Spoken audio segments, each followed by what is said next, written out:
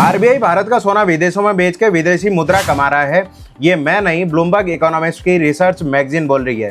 मुद्दा क्या है समझाता हूँ, सब्सक्राइब जरूर कर लेना। ये मैगजीन ऐसा बोल रही है कि 22 ऑफ मई 2026 तक आरबीआई ने $12 बिलियन के गोल्ड रिजर्व फॉरेन को बेच दिए, फॉरेन करेंसी कमाने के लिए। आरबीआई के पास करंटली 880 मीट्रिक टन का गोल्ड प्रेजेंट है। अगर ये ऐसा हुआ, आरबीआई ने बेचा, तो 1991 का ग्रेट बैलेंस ऑफ पेमेंट का जो क्राइसिस हुआ था, उसके बाद में ये अपने आप में सबसे बड़ा संकट भारत के सामने है। लेकिन आरबीआई ने इसको कंप्लीटली डिनाई कर दिया है। अब यहाँ पे एक इंपॉर्टेंट बात यह है कि ये जो आरबीआई डेटा दे रहा है ये अप्रैल 2026 तक का है और ब्लूमबर्ग की रिपोर्ट मई 2026 तक की है। इसका मतलब हो सकता है इस मई में आरबीआई ने ये गोल्ड सेल कर दिया हो। अब ये डिनाइल मोड में डायरेक्टली डिनाई कर देना, ये तो अपने आप में काफ़ी बड़ी और शॉकिंग चीज़ लगती है। मुझे नहीं लगता इस देश में कुछ गड़बड़ है। भले ही पिज्ज़ा 600 रुपये का मिल जाए, पेट्रोल 10-15 रुपये महंगा हुआ है, क्या है, आप लोग इतना तो अफोर्ड कर ही सकते हो। देश की इकोनॉमी में आपका कंट्रीब्यूशन बड़ा जरूरी है।